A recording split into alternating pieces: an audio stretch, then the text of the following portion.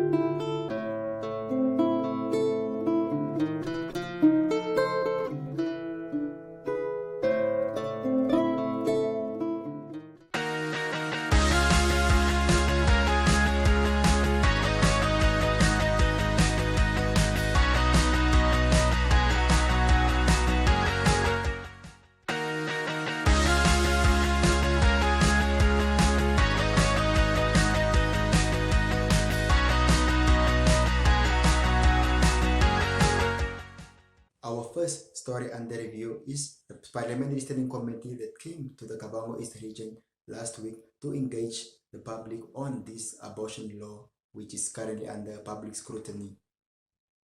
Most of those who attended here in the Kambowe, especially in the first session, were pastors from various church denominations who strongly expressed their disapproval, or they condemned abortion in its strongest terms. They cited that birth starts at conception, hence the biblical commandment of do not kill and the protection of life as stipulated by Constitution as one of some of their motivating arguments in terms of why they are against the abortion. Check out the next video of Pastor Ndumba, who strongly expressed his reasons for opposing abortion. There is abortion which is allowed by law, like as she explained, when there is a complication and the medical doctor needed to approve that to save someone's life, then it's allowed to abort. It's not because my boyfriend or he refused the pregnant, then let me abort. No. A child is raped underage, which you can see that it will damage the future of this child, or this pregnant will cause a danger to the life of the mother. They can abort. That is medically now. But it's not these things of just to abort. I want to know, as a citizen, I heard very clear 3 groups came to the office in the parliament. The first group have got no name, but they came to complain. Where they came from, we don't know. Who are they? We don't know. The second group, they came also. What is their name? We don't know. Where they came from, we don't know. Only the third group, I heard, they are the voice of the voiceless. Who are those 2 groups? Can you tell us? Are they Namibians? Who are they? My name is Ndumba. I told you I'm a pastor. Maybe you will drive that road. You will see the church I'm talking. You remember that boy wearing black. That is his church. I'm a police officer. That is important. You have to know who's speaking. But who are those one who want to abort? Who are they? We want to know them. We must not take any example we are seeing in social media or any complaint. Like now, we have a lot of complaint. Do we put every complaint as a law? Anyone can complain. Anyone can come to the parliament and demand something. Are we going to continue amending law because a certain group, because of human rights? Remember, we allow abortion. You allow abortion today. Tomorrow, you are going to allow better than abortion again. careful. I wash my hand. Go ahead. May I stop here? Thank you.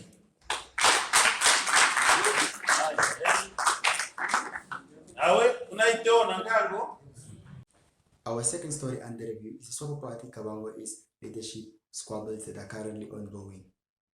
Last week, we reported on how disgruntled Swapo members in the Kambowe East petitioned Swapo Secretary General Sophia Shaningwa to suspend the current Swapo Kambowe East regional coordinator Otile Shindovi, as well as to discipline some other party leaders, including Honorable Boniface Wakudumo, the governor of Kambowe East.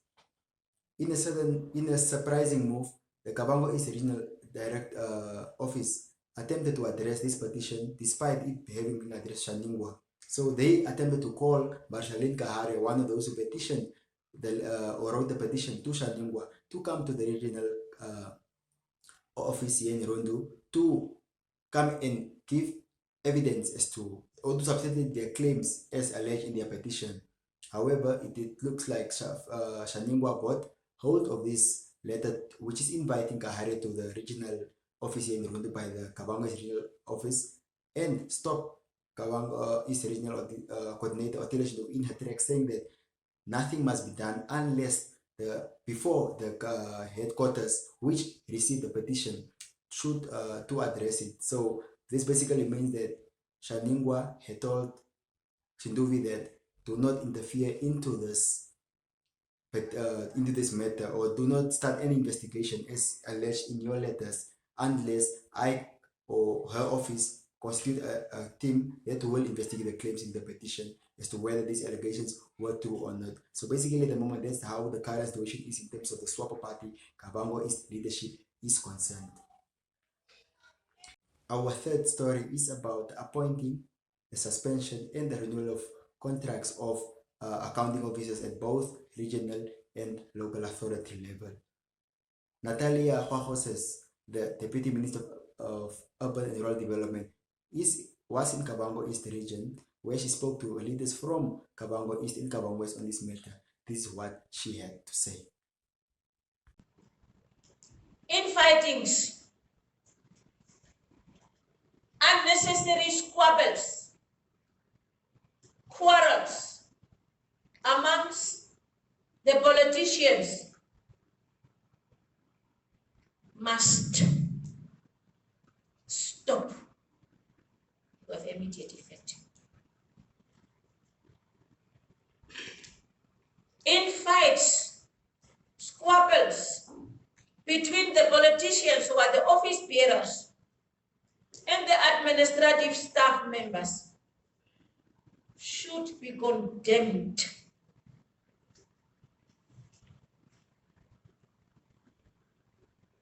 With immediate effect.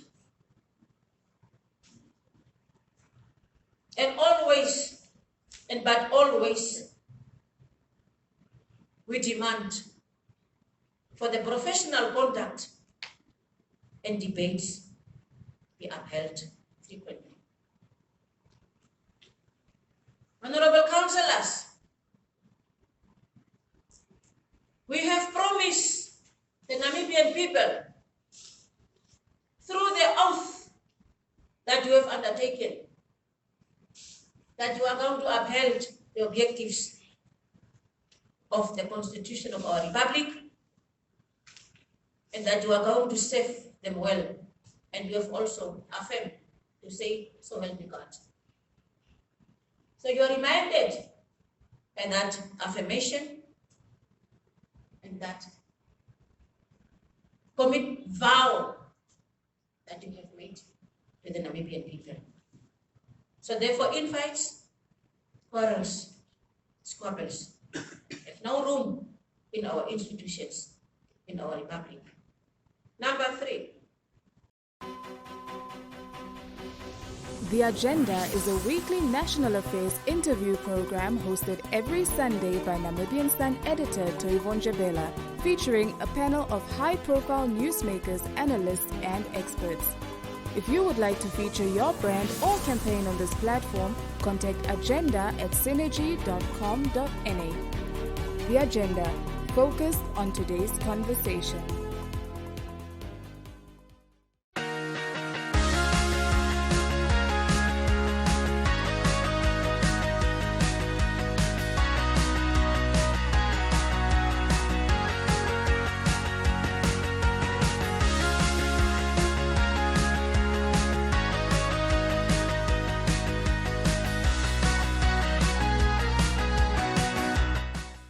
Kabango, our parliamentary standing committee was recently in our region to discuss on this issue of abortion, whether it should be legalized or not. So basically, it's on that basis. I'll try to find out from you in terms of the councillor of Rondo Rural constituency, how has abortion been in your constituency, and what is your take on this whole abortion bill? Well, thank you very much for the good question. Actually, the issue of abortion is a non-starter for us in the Rondo Rural constituency. I've not experienced much of these issues. In fact, we have very pertinent issues that we need to discuss. Yeah, there are bread and butter issues which has been prioritized in our constituency, and not these issues of abortion. Most is a bread and butter issues, because at the end of the day, people are suffering. People need service deliveries. Those are some of the issues that are supposed to enjoy our attention, that we need to prioritize, not abortions. So to us, not abortion is a non-starter. So basically, the churches last week were all in agreement that abortion shouldn't be allowed. They also, what is your take on this argument that people who are advocating for abortion are the same ones wearing masks, not wanting to die of the virus? So it means they value their life more than that of unborn. What is your take on that? Yeah, no, to me, those who are advocating for abortion are just, they are selfish, self-centered. They are, because there is no benefit in that, in legalizing abortion. We're not going to benefit anything at all. In our constituency, the community members, they are all opposing abortions. They were there in our constituency. There was a meeting at Liquaterera. The whole community members, all of them that were in attendance at the meeting, they all voted against abortions. Similarly, also the churches also is opposing abortions, and I'm also in line with them. I'm also supporting them that abortion should not be legalized. Okay, but news reports whether that in a region like Zambezi, in the past 6 years, over 1,600 illegal abortions were reported. So, what is your take on these illegal abortions that currently in our country? Now, my take is that we should advocate on preventive measures. Yeah, prevention is better than cure. It's just unfortunate that at the moment now there is no contraceptive in public hospitals and clinics, and that's a worrisome concern. So for me, it's just to appeal to the Ministry of Health and Social Services and our government to make sure that at least there are contraceptives in all the hospitals, so that our kids should prevent pregnancy, should avoid teenage pregnancy. Of course, I don't support also the adolescent fertilities. It must be prevented. We can prevent it also through advocacy. We should educate our young children. We should educate them at home to take care of themselves. In fact, we should not only concentrate about pregnancy, we should also concentrate about the issue of STD, HIV and AIDS. Because after this pandemic, people have forgotten about HIV and AIDS. This is some of the challenges that are facing in the community. So we should advocate for our kids to abstain from sex at an early age. If they can't abstain, at least they should condomize. If not, they should use contraceptive. So for me, the statistics I heard is a worrisome statistics, but we should advocate, we should talk much. We should talk much and advocate for our children to stay away and take care of themselves so that they should not fall pregnant, because teenage pregnancy is one of the major concerns in our regions. Can you just tell us what is your thoughts on the link between teenage pregnancy, unemployment, and abortion? Because it plays a role. I think for me it's a question of poverty. Yes. Because all these issues have been caused by poverty, it's been caused by unemployment. When a child has nothing to eat at home, at the end of the day, you will not even respect the parents, because as the parents, you can only command authority if you are able to feed your child. But if you can't provide for your child, you lose authority. As a result, kids also try to do whatever that they want to do, because there's no authority at home. And kids then will end up also, indulging themselves in unprotected sex, in sugar daddy, sugar mommy relationship, and so on. Once we address poverty, that is a major concern. Once we address poverty and inequalities, then we can be able to solve this problem. But at the moment now, it's a poverty that is the main contributing factors. We should then summon all our effort in addressing poverty.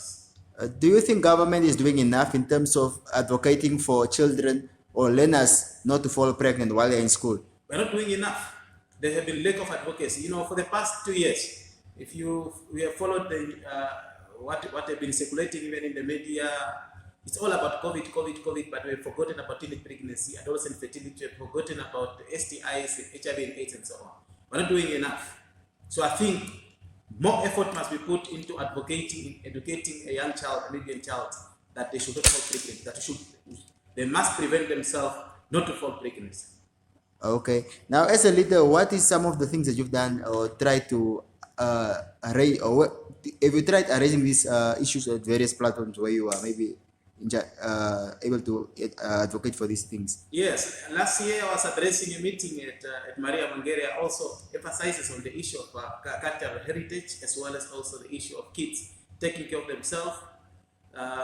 I also addressed a meeting at Ngone last year, Ngone Combined School, also emphasized on these issues of adolescent fertilities. That at least education is a key, and we cannot afford to have an ill-disciplined society.